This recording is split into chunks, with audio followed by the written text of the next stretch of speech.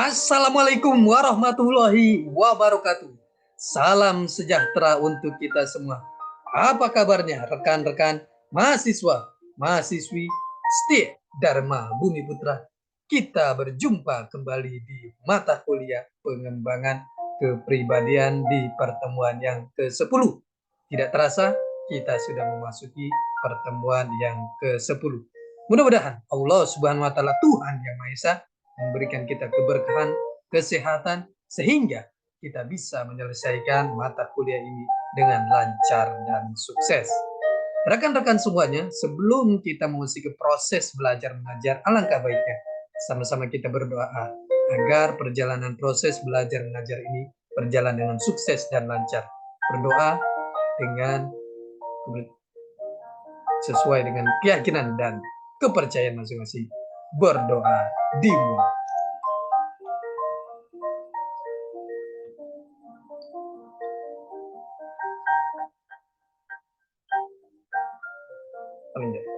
Selesai. Rekan-rekan semuanya, di pertemuan yang ke-10 ini kita akan membahas materi yang menarik sekali. Mohon izin saya share materinya. Di pertemuan ke-10 ini kita akan membahas materi yang sangat menarik sekali.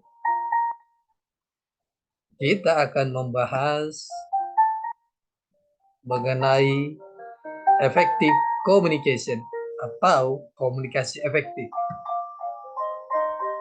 Apa yang akan kita pelajari? Yaitu definisi komunikasi, tujuan komunikasi, komponen komunikasi, hambatan komunikasi, dan komunikasi efektif.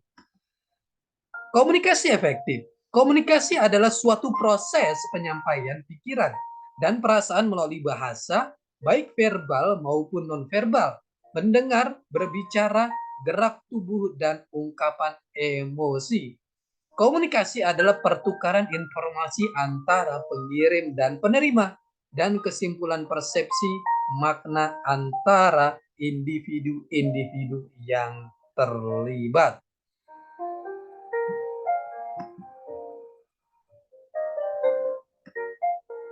Tujuan berhubungan dengan orang lain, mempelajari atau mengajarkan sesuatu, mempengaruhi motivasi dan perilaku seseorang, mengungkapkan perasaan, menjelaskan perilaku sendiri orang lain, menyelesaikan sebuah masalah, ketegangan atau konflik, dan mencapai sebuah tujuan.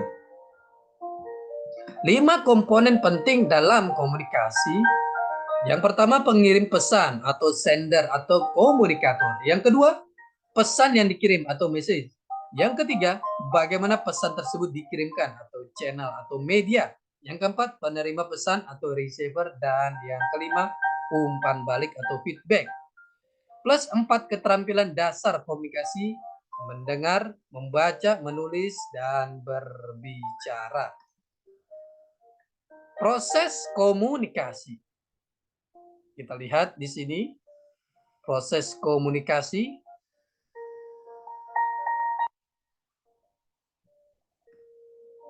Ada komunikator, ada pesan, encoding, ada saluran komunikasi, ada komunikan, sini ada decoding, ya saya mengerti, ada feedback, oh dia mengerti. Ini adalah proses komunikasi.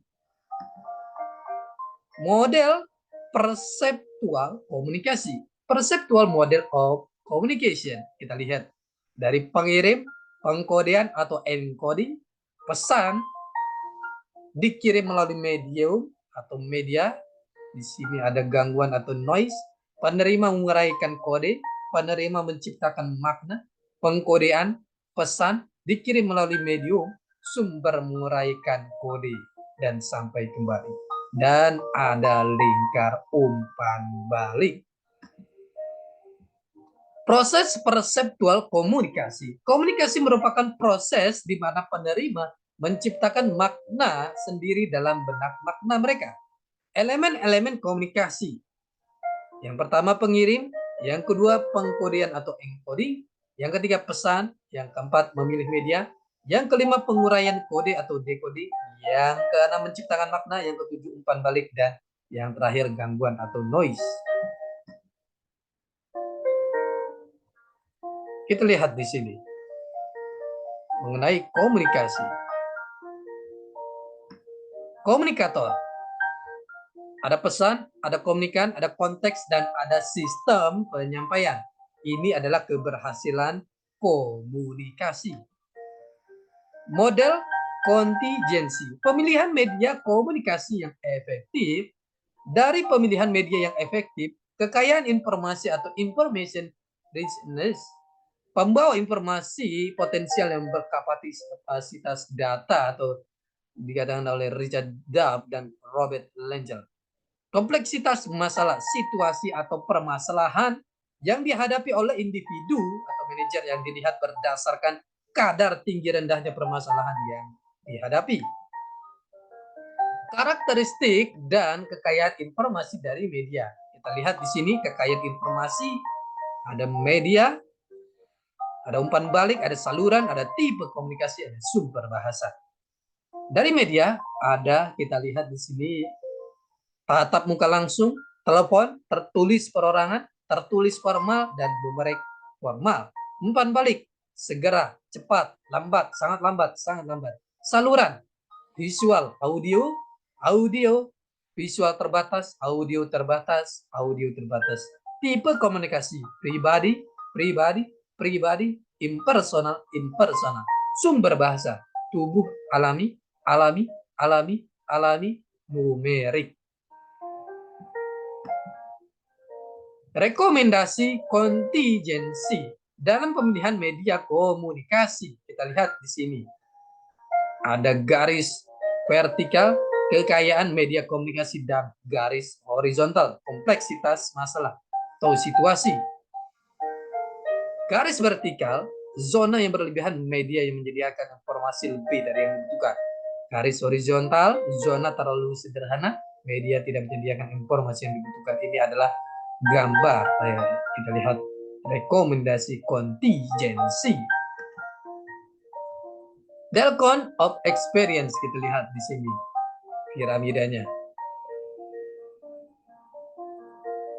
10% what they hear, 20% of what they hear, 30% of what they see, 50% of what they hear and see, 70% of what they say or write, 90% of what they say as they do a thing. Ini adalah Delcon experience. Kita lihat di sini, kalau kita ingin mencoba dalam melatih komunikasi, Anda ingin menyampaikan perilaku pacaran sehat remaja no brisek dengan sasaran siswa SMA di Kota Semarang. Contohnya ini, coba tentukan media yang Anda gunakan untuk mengkomunikasikan pesan Anda agar tercapai komunikasi efektif serta alasan yang mendukung. Ini adalah salah satu contohnya ya. Catatan media yang digunakan harus spesifik dan kreatif. Waktunya 10 menit dilanjutkan dengan brainstorming atau curah pendapat. Semua mahasiswa harus mengkomunikasikan ide-idenya. Ini adalah latihan, contoh latihan. Kata-kata dapat menjadi dinamit. Scott M. Gottlieb dan Allen H. Center. Effective Public Relations.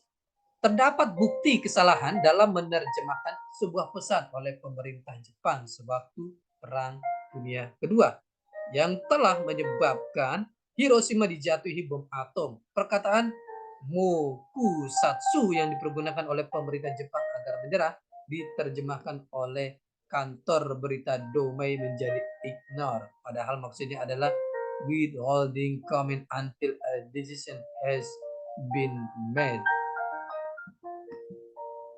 Komunikasi efektif. Wilbur Scrum.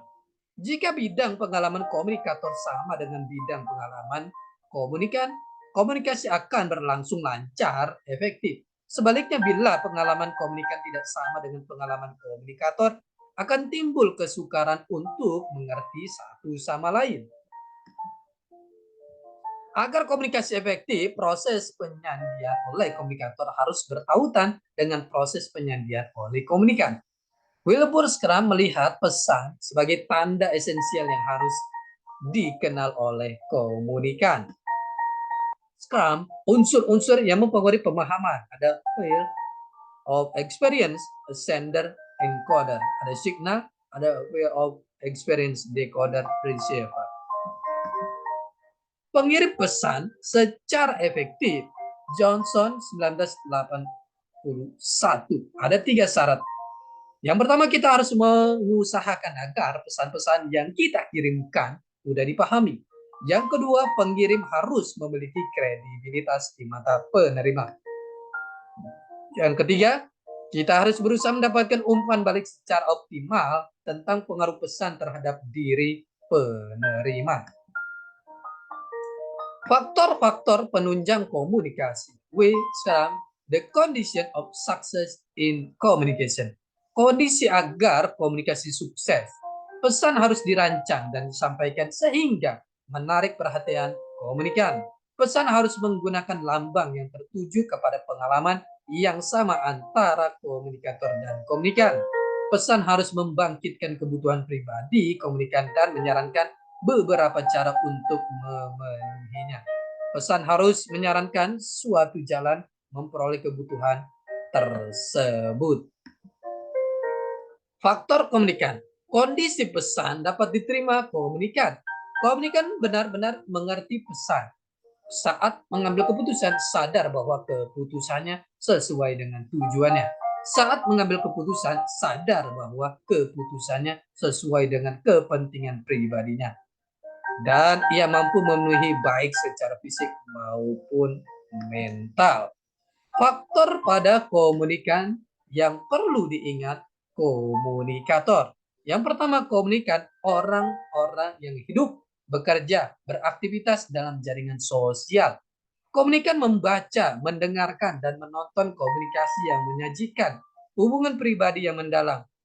Tanggapan yang diinginkan komunikator harus menguntungkan bagi komunikan.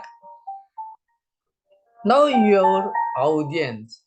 Yang pertama, timing yang tepat untuk suatu pesan. Yang kedua, bahasa dimengerti komunikan atau audiens. Yang ketiga, sikap dan nilai yang ditampilkan efektif. Dan yang keempat, jenis kelompok di mana komunikasi dilaksanakan.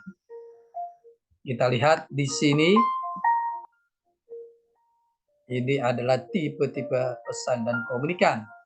Ada contoh produknya Prenagen, Tropican Aslin, ada Sutra, On Clinic, Motormatic, Xion, Yamaha. Ini adalah contoh-contohnya. Extra Jos, Denko, Permen Mint, Jarum 76. Ini adalah contoh-contohnya. Faktor komunikator. Kepercayaan kepada komunikator. Shows credibility. Dan juga daya tarik komunikator. Shows attractiveness. Rekan-rekan semuanya, ini adalah pertemuan kita yang ke-10. Kita akan berjumpa di pertemuan selanjutnya. Tetap semangat belajar untuk mencapai kesuksesan. Salam sehat selalu. Assalamualaikum warahmatullahi wabarakatuh.